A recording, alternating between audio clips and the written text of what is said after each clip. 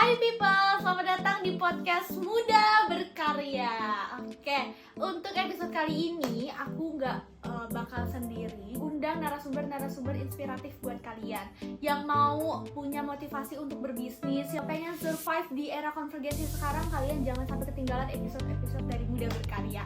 Oke, langsung aja kita sambut narasumber kita kali ini, Diana Putri Delegi.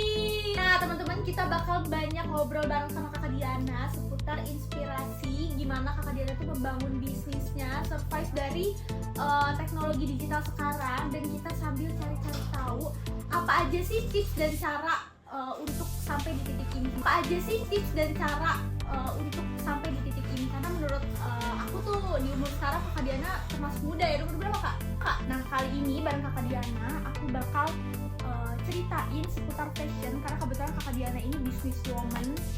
Boleh diceritain nggak Kak pengalamannya dari awal memulai bisnis itu dari umur berapa dan umur mana? Awal pertama aku bisnis itu aku di umur 15 tahun. Awal-awal tuh karena orang tua aku juga punya bisnis, jadi mama papa aku tuh ada toko. Terus karena dari kecil aku suka bantu di toko mama papa aku. Dari situ aku lumayan pelajarin. Umur 15 tahun itu berarti kelas 3 SMP ya? Atau kelas 2? Kelas 3 SMP. Terus setelah beberapa tahun kan COVID tuh. Nah dari COVID itu kan karena di rumah aja, jadi toko mama aku tutup, cuma bisa ngirim barang dari rumah. Iya kan, bener, soalnya pas era COVID tuh kita kayak jadi berubah 80 derajat gitu, apapun serba digital, sekolah digital semuanya, dan ngaruh banget, terutama buat perekonomian itu sangat amat mempengaruhi ya, karena semua toko kita tutup dan kita cuma bisa online aja. Jadi dari situlah awal ide aku buat ngebantu orang tua aku jual online, buat jualan online. Jadi dari situlah aku ngebuat Instagram brand mama aku, terus Shopee, pokoknya beberapa toko online gitu supaya mama aku bisa terjun gitu ke bidang online ya, digital gitu. Jadi dari situ terus ternyata alhamdulillah tuh lumayan berjalan, dan itu works banget karena orang kan nggak bisa belanja secara real life ya, nggak bisa belanja di offline. Jadi mostly tuh orang tuh online gitu. Nah dari situ lumayan naik, aku kepikiran lah buat ngebangun brand aku sendiri. Karena kan kalau brand mama aku sendiri kan itu targetnya ibu-ibu kan, targetnya tuh ibu-ibu gitu. Nah jadi aku kepikiran lah buat bikin brand tuh yang target aku tuh anak-anak muda, anak-anak Gen Z gitu. Nah jadi pertama aku buat itu tuh nama brand aku Hozip. Kalian jangan lupa follow. Nama brand aku Hozip, dan itu aku ngebuat pertama tuh hoodie.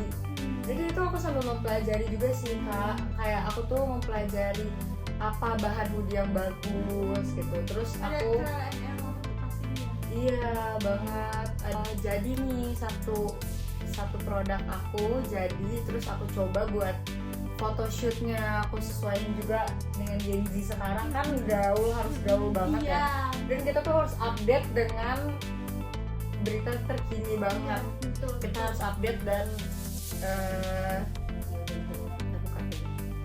nah terus dari situ akhirnya aku photoshoot karena kebetulan juga aku fotografer juga. Jadi kayak semua tangan tuh diambil alih ya sama Kak Diana. Jadi dia satu sisi ngembangin bisnis mamanya, buka bisnis, terus fotografer juga gitu. Kakaknya emang itu kemauan sendiri, apakah sebelumnya ada tekanan, keharusan apa gimana, apa emang kakak ini hobi gitu?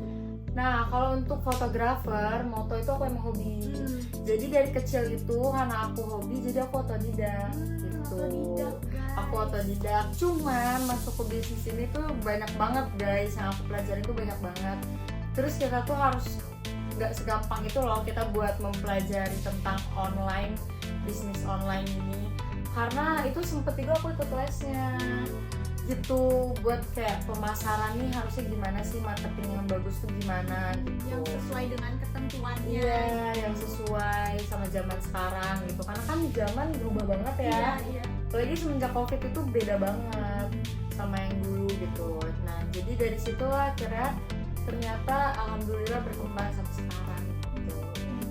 Dan, jadi adanya Hozip ini tuh memang disesuaikan sama zaman sekarang ya. Kalian kalau lihat ini Iya. foto-fotonya emang skena-skena banget gitu, kayak anak-anak zaman sekarang gitu, menyesuaikan dari teknik fotonya. Aku lihat unik-unik gitu loh. Jadi apa ya? Jadi kayak tertarik gitu dari cara pengambil fotonya, bajunya, terus juga desainnya gitu. Aku melihat kayak ini anak gaul banget. Iya benar, karena kalau nggak sesuai kayak gitu kan, nanti tuh orang tuh kurang tertarik ngeliatnya. Nah akhirnya aku terjunlah ke dunia TikTok, karena kan TikTok itu berpengaruh banget. Jadi ya. Hozip dulu baru TikTok nih. Iya, aku udah bangun Hozip dulu, jadi tuh pas aku bangun tuh aku masih di Instagram aja. Jadi belum aku terjunin ke dunia pertiktokan lah gitu. Terus aku mempelajari banget, dan itu susah banget guys. Itu kita harus sabar dan memulai dari nol banget. Sometimes sih ada juga kadang aku endorse gitu supaya nama kita lumayan dikenal gitu sama orang kan. Cuman nggak segampang itu juga, karena kita harus berproses banget gitu. Terus salah satunya aku akhirnya coba buat live kan, karena kan banyak banget orang sekarang live ya. Iya. Dan itu emang harus step by step sih kan.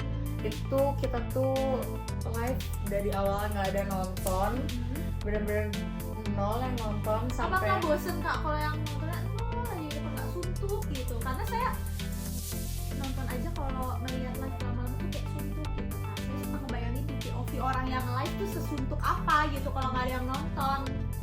Ya itu sih, kita harus sabar. Kalau dibilang suntuk dan bosen sih banget ya, banget. Tapi itu tuh kita bisa nge-live tuh 6 jam dalam sehari atau lebih, malah bisa Sabtu. Emang kita harus sabar banget sih gitu. Cuman alhamdulillah sekarang aku kan makin cari tahu juga ya, kita harus kreatif juga guys ide-idenya. Apa yang kira-kira tuh menarik sama penonton gitu. Entah dari latar belakang kita buat nge-live, atau dari orangnya yang lucu, atau dari host live kita yang lucu gitu. Jadi kita harus pintar-pintar itu, dan itu banyak sih pelajarannya. Jadi awal cerita itu aku adain affiliate, dan itu tuh komisinya lumayan besar, lumayan lebih besar dari beberapa orang gitu. Jadi mungkin kalau orang lain berapa persen kakak lebih tinggi gitu ya? Iya benar, lebih tinggi. Jadi banyak orang lebih tertarik, dan nggak aku sangka-sangka ternyata itu banyak orang yang minat untuk join ke affiliate aku gitu. Jadi dari situ alhamdulillah lumayan terkumpul tabungan aku. Itu pertama kali aku beli mobil. Umur berapa kak? Di umur 19 tahun. Aku beli mobil ya cantik di umur 19 tahun. Ada nggak tips-tips dari kakak Diana untuk teman-teman di rumah yang baru mau belajar berbisnis gitu kak? Apa sih hal yang penting yang kayaknya tuh sering banget kelewat sama orang gitu? Kalau menurut aku pribadi ya, kita tuh jangan males sih. Jujur ya, ini tuh semuanya kak. Jadi even kita di rumah pun jangan males buat nyoba. Jadi masuk ke bisnis pun kita tuh harus setiap hari tuh harus belajar tentang, harus update. Kalian harus mempelajari banget sih menurut aku. Harus sering-sering terus coba gitu. Dan menurut aku ya, karena banyak orang tuh cuman niat doang kan. Biasanya tuh banyak orang cuma niat doang pengen bisnis, tapi habis itu sama dia nggak dijalanin gitu. Nah menurut aku tuh yang paling penting adalah pertama jalanin dulu sih, dan harus ditekunin juga. Dan yang kedua itu kalian harus konsisten guys. Jadi dua pilar itu tuh paling penting lah ya. Ya menurut aku itu paling penting sih dalam berbisnis. Kalau di bisnis kakak nih sejauh ini ada nggak sih struggle merubah 80% perekonomian, struggle-nya tuh kira-kira apa aja gitu dari digitalisasi. Mungkin sebagian menguntungkan, mungkin sebagian juga ada sisi negatifnya ya. Ya pasti guys, namanya kita berbisnis pasti ada turun naik dan pasti kita sempat ngerasain juga rasanya rugi itu gimana gitu, udah pasti. Tapi banyak banget struggle yang aku lewatin. Salah satunya tuh live tadi kok. Salah satunya tuh live tadi ternyata nggak ada yang nonton. Banyak juga guys, itu tuh nggak sesuai ekspektasi kita gitu. Contohnya live-nya ternyata penontonnya sepi. Terus kalau menurut aku pribadi ya, kita tuh jangan males sih. Jujur ya, ini tuh semuanya Kak. Jadi even kita di rumah pun jangan males buat nyoba. Jadi masuk ke bisnis pun kita tuh harus setiap hari tuh harus belajar. Harus belajar tentang, harus update tentang gimana sih zaman sekarang itu perekonomian tuh bukan perekonomian apa sih? Digitalisasi. Digitalisasi tuh gimana sih gitu, apalagi kita pengen bisnis apalagi kita pengen berbisnis online gitu kan. Nah itu guys, kalian harus mempelajari banget sih menurut aku. Harus sering-sering terus coba gitu. Dan menurut aku ya, karena banyak orang tuh cuman niat doang kan. Biasanya tuh banyak orang cuma niat doang pengen bisnis, tapi habis itu sama dia nggak dijalanin gitu. Nah menurut aku tuh yang paling penting adalah pertama jalanin dulu sih, dan harus ditekunin juga gitu. Yang kedua konsisten gitu. Nah ya, Nanti gue caps lock. oh ya. Dan yang kedua itu kalian harus konsisten guys. Jadi Gitu. dua pilar itu tuh paling penting lah ya dalam Ya berbisnis. menurut aku itu paling penting sih dalam berbisnis gitu. Oke, kita udah ngobrol-ngobrol. Sabar dah, kita mending ngomong yang ini tadi, apa aja struggle-nya dulu dikit. Oh ya. Soalnya tadi lu ada ngomong gitu, nah itu ininya gitu. Tadi gue notice lah. Tapi kamu kalau di bisnis kakak nih sejauh ini ada nggak sih struggle dari adanya era konvergensi digitalisasi yang merubah 80% perekonomian, struggle-nya tuh kira-kira apa aja gitu dari digitalisasi. Mungkin sebagian menguntungkan, mungkin sebagian juga ada sisi negatifnya ya Kak? Iya pasti guys, namanya kita berbisnis pasti ada turun naik dan pasti kita sempat ngerasain juga rasanya rugi itu gimana gitu, udah pasti. Tapi struggle-nya ya, banyak banget struggle yang aku lewatin. Salah satunya tuh live tadi kok. Salah satunya tuh live tadi ternyata nggak ada yang nonton, nggak semudah itu gitu, nggak sesuai. Banyak juga guys yang hal-hal kita TikTok kebenet gitu ya, gak ada yang beli. banyak juga guys itu tuh nggak sesuai ekspektasi. Live pernah kebenet juga. Iya, dan nggak segampang itu juga buat nawarin ke orang mau affiliate ke kita tuh. Awalnya tuh nggak banyak juga Kak orang yang tertarik affiliate. Kadang harus ada akunnya juga yang Terjun langsung gitu.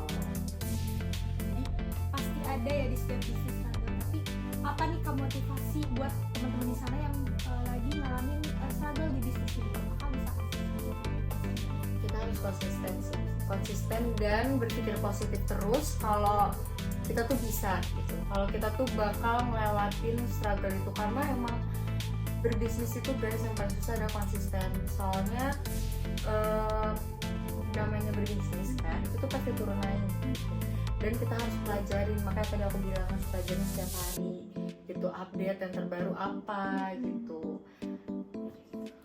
Oke, kita udah ngobrol-ngobrol banyak sama Kakak Diana. Tapi buat teman-teman yang masih mau ajuin pertanyaan atau nanya-nanya bareng Kakak Diana, bisa langsung ke Instastory Instagram kita, karena kita lagi buka question box nih yang bakal dijawab langsung sama Kakak Diana gitu. Jangan lupa follow Instagram kita di Muda Berkarya, karena aku bakal upload setiap minggunya tentang konvergensi di dalam bisnis ini, oke?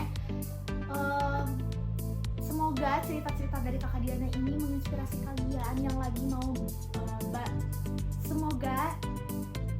Semoga cerita-cerita dari Kakak Diana ini menginspirasi kalian yang lagi mau memulai bisnisnya gitu. Semoga cerita-cerita dari Kakak Diana ini bisa menginspirasi teman-teman di rumah yang lagi mau memulai bisnis, dan teman-teman yang mungkin lagi merasakan struggle dalam bisnisnya bisa nonton video ini untuk memotivasi. Terima kasih Kak Diana udah mau sempetin datang ke sini, udah mau ngobrol-ngobrol banyak sama aku. Aku juga jadi belajar banyak sama Kak Diana. Teman-teman di rumah boleh langsung follow Instagram Kakak Diana. Kakak Diana punya 2 brand, DCL dan Hodim. Oke, terima kasih Kakak Diana. Terima kasih banyak Kak. Sampai jumpa di minggu depan. Bye bye.